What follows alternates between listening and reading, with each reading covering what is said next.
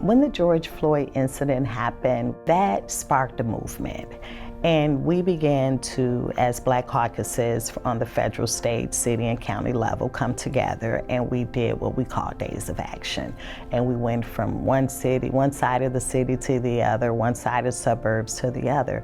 Just wasn't enough for me. Governor Pritzker, I spoke with him. I said, we have to do more. I said, let's start with birth to 3. My focus was on reducing the below achieving data that showed third grade students and mostly minority children. And so, I've had this focus there. Let's talk about trauma in a child. Let's take a look at that, and then let's also look at the middle school child where the scores are dropping and more 8th graders are going to high school unprepared. And by sophomore year, they're dropping out. And then when I looked at college, I'm like, oh my God, we're not performing in higher education as we should. Some kids are going to the community college level, but they are not full acceptance students. Guess who I thought to call? Robin in Advance, Illinois, because I needed honesty. I needed truth. I needed real data. I needed research. I needed someone to understand me and my thought process and why I felt it was important. And I needed that person and that organization to be well respected so that people would believe in their opinion and believe in their data and stats, because we can all go get data. Regardless if it's a pretty picture or not, the real picture. And that was what I needed. And I got that from Advance Illinois. Being on the education committees and now focusing primarily on the appropriations committee, you're going to get to know certain organizations. There are certain organizations that just automatically rise to the top.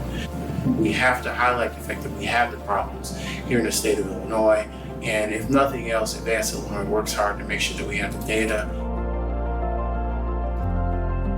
I'm Jessica Handy. I am the Executive Director at Stand for Children Illinois. Advance Illinois sees policy through from the minute the conversation starts with stakeholders, and they bring together a bunch of people and they spend a lot of time talking about it, and then they work together on crafting a policy solution. And once the policy is done, they're working on implementation to make sure that it actually gets implemented in classrooms and has benefit for the students. Advance invests so much in Springfield in the legislative process, so really building and strengthening relationships with key education leaders, I think is really, really significant. Advance is a leader, right? So really taking leadership in the variety of coalitions that Advance convenes to work on the various aspects of the education agenda. So all of those, I think, are data-driven, issue expert, understanding the education landscape, the strength of the legislative and administrative relationships, and then obviously having the best interests of students at heart. Advance Illinois is a comprehensive public policy organization. What I noticed was the emphasis on the practitioner, as well as what I call fierce advocacy to do what's best for our students in all of Illinois, no matter what part of the state that we're located in.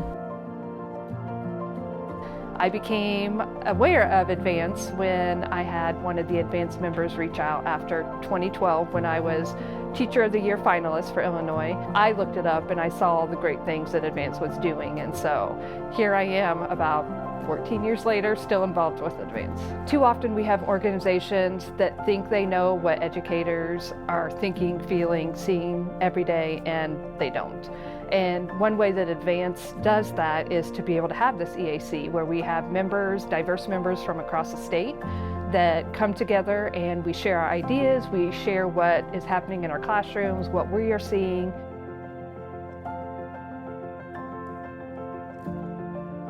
To be frank, I don't think I could have envisioned at the way that Advance is also undertaking organizing work.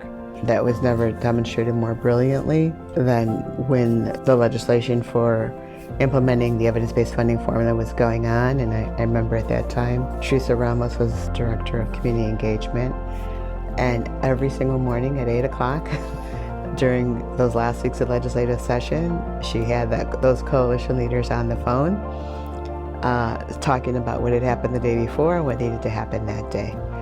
And they were superintendents and education leaders from all parts of the state. And that independent advocacy, not connected to a political party, helps us cement policy that lasts over time, no matter who the governor, the president, the legislatures, or even the superintendents are, or the school boards are. We think groups like Advance Illinois are there to bring equity to that conversation and to help close achievement gaps and opportunity gaps that exist across our education spectrum. My name is Precious Allen. I'm a second grade teacher at Betty Shabazz. This is my 12th year teaching. First, I was introduced as an EAC member, and then a few months later, I was asked to be the co-chair. To create a space where teachers can be seen as experts, because oftentimes we're not. And we're pouring into an organization that actually believes in us and believes in our craft. That's powerful. By hearing the concerns, hearing the issues, and developing that collective agenda, it is the power of the collective. It takes a lot to ramp up because you've got to build relationships, you've got to build trust. You don't do this work in a minute. It really does take an investment of time and energy. My long-term vision is to create first-generation surgeons and engineers. And I try my best to just create an environment where my students feel like they can be whatever they want to be. Advance has enriched my experience as being a teacher. So without Advance, I don't think I would have the confidence to feel like I can even sit at the table in educational reform.